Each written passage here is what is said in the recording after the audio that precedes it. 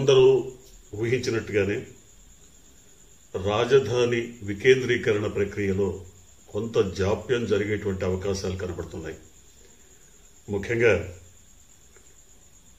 ఆంధ్రప్రదేశ్ రాజధాని వికేంద్రీకరణకు సంబంధించి రాష్ట్ర ప్రభుత్వం ఒక చట్టం చేసింది.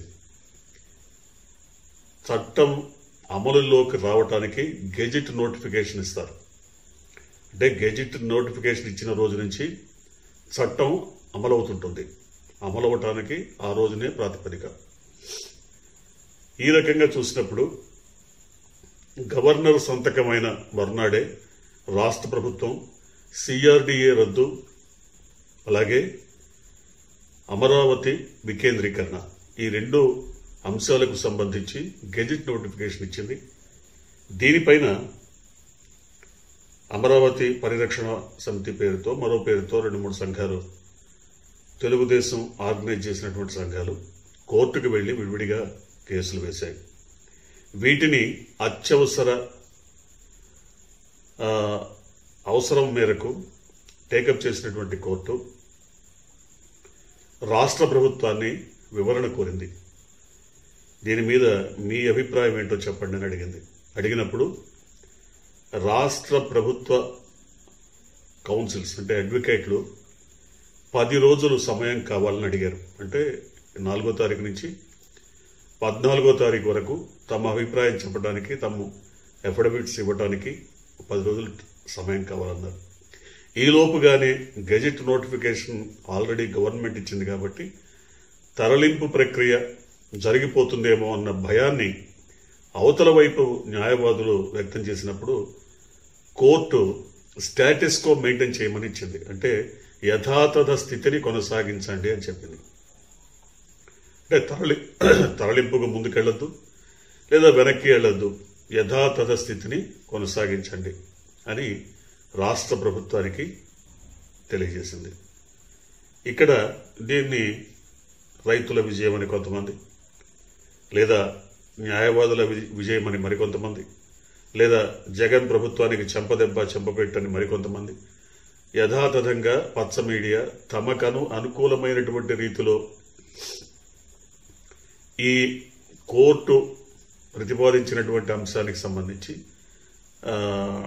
అభిభాషణలు చెప్పుకుంటూ వచ్చాయి. చర్చలు జరిపాయి. కానీ 10 రోజుల తర్వాత స్టేటస్ కో కొనసాగుతుందా? కొనసాగితే ఏం జరుగుతుంది? అంటే అది స్టేగా పరిగణించవచ్చా? స్టే వేరు, స్టేటస్ కో వేరు. వాటి మధ్య కొంత అంతరం, వైరుధ్యం ఉంది. స్టేటస్ కో ఇచ్చింది. స్టేటస్ కో ఎప్పుడైనా ఎత్తివేసేటువంటి అవకాశం ఉంది. అంటే కోర్టు అవతల పక్షాన్ని మీ వివరణ ఇవ్వమని అడిగినప్పుడు, ఆ వివరణ కొంత సమయం కావాలని ఆ పక్షం కోరినప్పుడు, ఈ మధ్యలో ఏమీ జరగకుండా, ఎటువంటి పరిణామాలు లేదా ప్రభుత్వం ఎలాంటి చర్యలు తీసుకోకుండా స్టేటస్ కో ఇచ్చింది. కాబట్టి ప్రభుత్వం తరఫు నుంచి కోర్టుకి సరైనటువంటి అఫిడవిట్లు సమాధానం వచ్చిన తర్వాత స్టేటస్ కో ఎత్తేసేటువంటి అవకాశం ఉంది. ఖచ్చితంగా స్టేటస్ కో ఎత్తేసి మీ పనులు మీరు చేసుకోవచ్చు అనేటువంటి అవకాశం కూడా ఉంది. లేదా కొనసాగించేటువంటి అవకాశం ఉంది. స్టే రూపంలో కొనసాగించేటువంటి అవకాశం ఉంది. ఏది ఏమైనా అంత అత్యుత్సాహంతో ఇమ్మీడియట్ గా దీని మీద స్పందించాల్సినటువంటి అవసరం ఉందా అంటే లేదనేటువంటి భావన. ముఖ్యంగా కోర్టులు రైతుల పక్షాన గాని ప్రజల పక్షాన గాని ఖచ్చితంగా స్పందించాలి కూడా. కాకపోతే తెలుగుదేశం వెనక నుంచి నడిపిస్తున్నటువంటి కేసుల్లో, తెలుగుదేశం రైతులని ముందుగుంచి తమ వెనక ఉండి నడిపిస్తున్నటువంటి కేసుల్లో న్యాయం ఎంతవరకు జరుగుతుంది, న్యాయం జరిగేటువంటి అవకాశం ఉందా, ఇది ప్రధానమైనటువంటి అంశం. రైతుల పేరుతో వేసే కేసులన్నీ కూడా తెలుగుదేశం వేయిస్తున్నవే. ఇందులో ఓపెన్ సీక్రెట్, ఇందులో రహస్యమేం లేదు. అలాగే మిగతా పార్టీల పేరుతో వేసేవి కూడా దాదాపుగా తెలుగుదేశం అనుయాయులు, బీజేపీలోకి వెళ్ళినటువంటి తెలుగుదేశం నాయకులు వేయిస్తున్నటువంటి కేసులు. ఇక్కడ అమరావతి రాజధానిని కొనసాగించాలని ఒకవేళ హైకోర్టు ప్రభుత్వానికి చెబుతుందా, లేదా ముఖ్యమంత్రిని నువ్వు ఇక్కడే ఉండి పరిపాలన చేయాలి, ఈ సీట్లోనే కూర్చోవాలి, ఈ బాత్రూమ్నే వాడాలి, లేకపోతే ఈ బెడ్రూమ్లోనే పడుకోవాలని చెప్పేటువంటి అవకాశం ఉందా? లేదు. తెలంగాణ రాష్ట్ర ముఖ్యమంత్రి దాదాపుగా 6 ఏళ్ల కాలంగా సెక్రటేరియట్ని వాడటం లేదు, సెక్రటేరియట్కి రావడం లేదు. ఆయన కేవలం తన క్యాంప్ ఆఫీసునే ప్రధానమైనటువంటి ఆఫీసుగా మార్చుకొని అక్కడి నుంచే పరిపాలన మొత్తం సాగిస్తున్నారు. అంటే ముఖ్యమంత్రికి ఒక వెసులుబాటు ఉంది.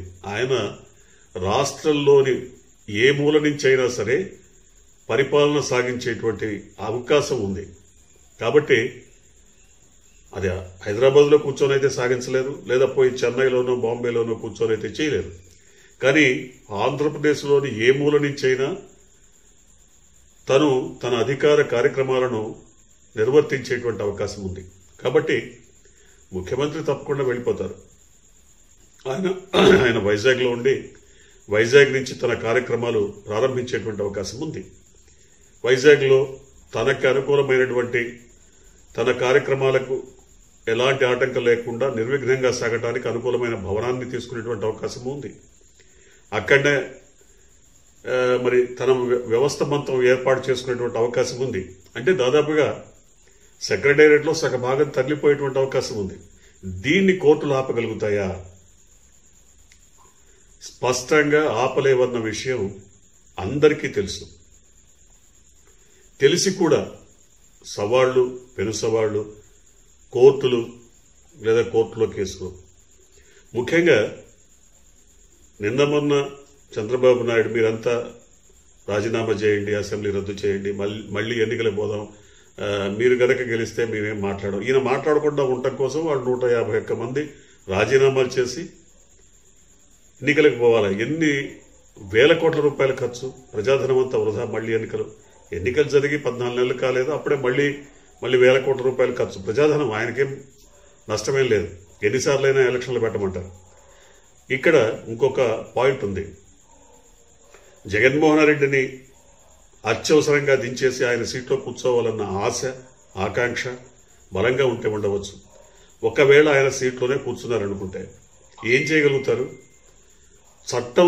చట్టంగా మారినటువంటి రాజధాని వికేంద్రీకరణను రద్దు చేయిస్తారా? లేదా సిఆర్డీఏని మళ్ళీ పునరుద్ధరిస్తారా? దీనికి ఇది చట్టమైంది. చట్టాన్ని మళ్ళీ చట్టంతోనే మార్చాలి. అంటే ఆయన మళ్ళీ అసెంబ్లీలో ప్రతిపాదించాలి, అసెంబ్లీ దాన్ని ఏకగ్రీవంగా ఆమోదించాలి, దాన్ని మళ్ళీ గవర్నర్ దగ్గరికి పంపాలి, గవర్నర్ సంతకం చేస్తే ఈ చట్టం మారి మరో చట్టం అవుతుంది. అంటే రాష్ట్ర ప్రభుత్వానికి రాజధాని అంశంలో పూర్తి మరి హక్కులు బాధ్యతలు ఉన్నాయనే కదా. ఆయన వస్తే నేను మారుస్తాను, నేనంతా దీన్ని ఇక్కడే ఉంచుతానంటే రాష్ట్ర ప్రభుత్వానికి పూర్తి హక్కులు ఉంటేనే కదా ఆయన మార్చగలిగేది. లేకపోతే కేంద్ర ప్రభుత్వం అడ్డుకుంటుంది కదా. కేంద్ర ప్రభుత్వం మళ్ళీ ఎందుకు ఒకసారి మార్చారు, రెండోసారి మార్చారు, మళ్ళీ ఎందుకు మారుస్తారని గట్టిగానే కేంద్ర ప్రభుత్వం అడ్డుకునేటువంటి అవకాశం ఉంది కదా. కాకపోతే కేంద్ర ప్రభుత్వం అడ్డుకోదు, ఇది రాష్ట్ర ప్రభుత్వ పరిధిలోనే అంశమే, రాష్ట్రానికి సంబంధించిన అంశమే. కాబట్టి నేనొస్తే నేనేదో కుర్చీలో కూర్చుంటే మార్చేస్తానని ఆయన భావన. రాష్ట్ర ప్రభుత్వ పరిధిలోని అంశమే అయినప్పుడు ఇప్పుడెందుకు రాష్ట్రపతిని కలుస్తున్నారు, కేంద్రం జోక్యం చేసుకోవాలనుకుంటున్నారు, కేంద్రం జోక్యం వల్ల అంగుళం కూడా కదలదని చెప్తున్నారు. అంటే మీరు వస్తే ఒక న్యాయం, ఎదుటి వాళ్ళు ఉంటే ఇంకో న్యాయం. రాజ్యాంగమే మారిపోతుంటుంది. రాజ్యాంగ సెక్షన్లు మరి రాజ్యాంగంలో ఉన్నటువంటి అన్ని అంశాలు మీకు అనుకూలంగా మారిపోతాయి. దీన్ని ప్రజలు నిజంగానే అర్థం చేసుకుంటున్నారు. ప్రజలు వారనుకున్నంత వెర్రిగొర్రెల్లాగా ఈనాడు లేరు. సోషల్ మీడియా పరిధి విస్తృతిగా ఉన్న నేపథ్యంలో విస్తృతంగా అనేక రకాల సమాచారాలు, వాళ్ళ కోరిన సమాచారం క్షణాల్లో అందేటువంటి పరిస్థితి ఉన్న నేపథ్యంలో గ్రామీణ ప్రాంతాల్లో ఉన్నటువంటి వాళ్ళు కూడా రాష్ట్రంలో ఏం జరుగుతోంది, దేశంలో ఏం జరుగుతోంది, ప్రపంచంలో ఏం జరుగుతోంది తెలుసుకోగలుగుతున్నారు. చంద్రబాబు నాయుడు ఎన్నిసార్లు మాట మార్చారు. ఆయన ఎన్నికలకు ముందు వైసీపీ మేనిఫెస్టోలో రాజధాని వికేంద్రీకరణ అంశాన్ని చేర్చలేదు, కాబట్టి ఇప్పుడు ప్రజల్లోకి మళ్లీ ప్లెబిసైట్కి వెళ్ళాలి అనేటువంటి వాడుతున్నారు. అమరావతిని రాజధాని చేస్తామని మేనిఫెస్టోలో అదే తెలుగుదేశం పెట్టిందా? తెలుగుదేశం కూడా అమరావతి విషయమే ప్రస్తావించలేదే. మరి ఏకపక్షంగా అమరావతిని ప్రకటించేశారు కదా చంద్రబాబు నాయుడు. ఆయన ఏమైనా అన్ని రాజకీయ పార్టీలను కూర్చోబెట్టి వారితో మాట్లాడి సంప్రదించి నిర్ణయం తీసుకున్నారా? అఖిలపక్షాన్ని మాట్లాడారా? లేదు కదా. తను చేస్తే అది ఒప్పు, ఇంకోటి చేస్తే అది తప్పు. దీన్ని చంద్రబాబు నాయుడు మొదటి నుంచి అనుసరిస్తూ వచ్చారు. ఆయన స్టేలకు రారాజుగా అందరికీ తెలుసు. దాదాపుగా మరి అందరూ చెబుతున్నట్టుగా 17 కేసులు ఉన్నాయో, 18 కేసులు ఉన్నాయో, 16 కేసులు ఉన్నాయో, ఆయన కేసుల్లో నిందితుడిగా ఉండి స్టేలు తెచ్చుకొని కాలం గడుపుతున్నారు.